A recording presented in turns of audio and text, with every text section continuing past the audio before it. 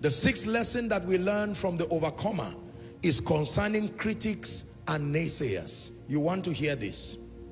Now, critics and naysayers, they do two important things that is needed for you to actualize destiny. Number one, critics and naysayers confirm that you are making notable progress.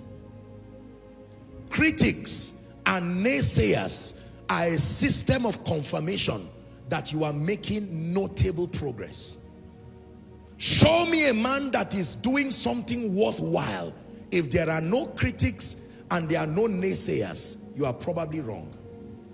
Critics and naysayers confirm that you are making notable progress. The other angle to it is that critics and naysayers can be used to caution you from decline and destruction. Critics and naysayers, the first part, I take it again, confirm that you are making notable progress. But critics and naysayers, listen carefully, can also be used by God to caution you from decline and destruction.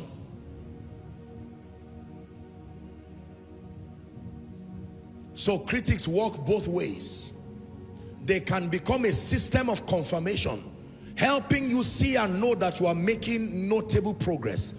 But as uncomfortable as it is, critics and naysayers can also be used as a system of caution to save you from decline and to save you from destruction. This is where the tragedy of only wanting supporters around you comes. And this is a weakness in leaders. We usually want those who sing our songs, those who sing our praises and say nice things around us. Unfortunately, if you are surrounded by only supporters, you may not arrive.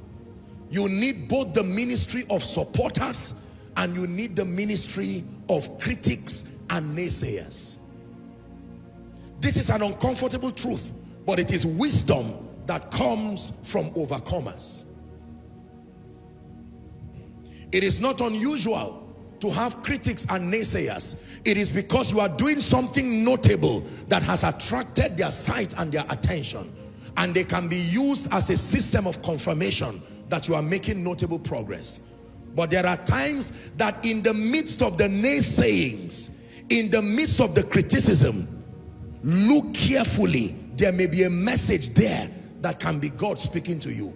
You may not believe me, but time will make you appreciate what I'm telling you. If you do not have an open heart towards criticism, you may not arrive at your destination. A man of God will say criticism is an opinion harshly explained.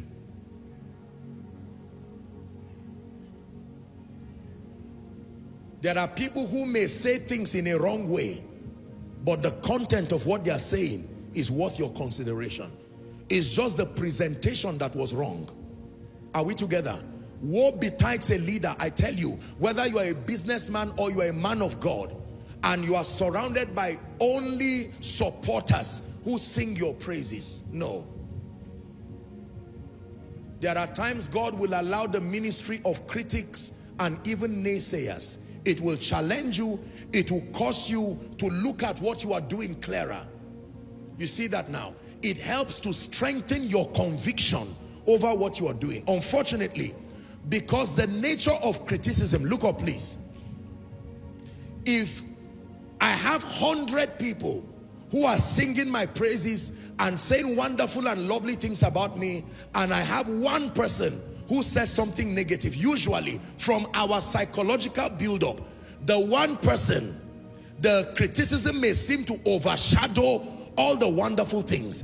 This is where maturity comes in. We call this in leadership emotional intelligence. The ability to stand before uncomfortable situations and still be at ease. Are we together? You need this. You need this. Someone can look at you and say, all these people thieves, that's your car, and your tire is even about to remove. Maybe the person made a mistake, but look properly. It could be true that in the midst of the naysayings, is telling you that you may have an accident. Something is wrong with your tire. Hallelujah. I know you would want me to pray that you will never have critics, you will never have naysayers.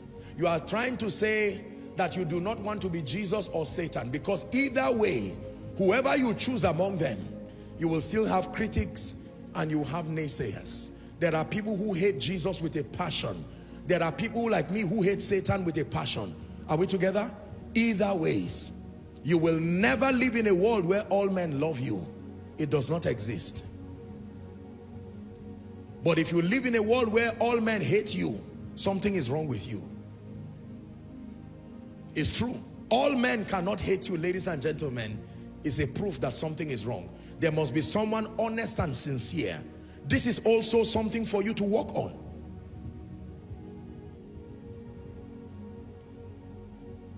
Critics and naysayers play these two sets of vital roles. Number one, they can help you confirm that you are doing something notable. You see, the thing about success is that the moment your result begins to speak, usually in our world, everything becomes wrong with you. The shoes you were always wearing, now there's a problem with that shoe. Are we together? Yes. Unfortunately, it is the cross that comes with success. And people must be trained to be at peace with being controversial, at peace with being misunderstood. It is the cross that you have to carry.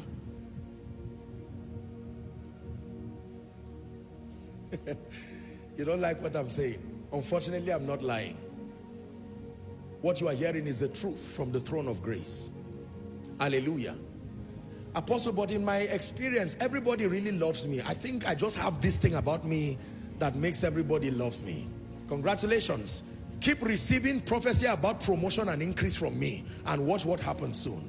One day you will be elevated to a position where all of a sudden the person who used to clap for you has a problem clapping now. The success is too much. Not within this short time. The car, it was you. The marriage was you. The house was you. All right. You tell the person, I think you need to adjust this. So it's because you now bought a car. It's not about good or bad. It is a weakness in human nature. Are we together?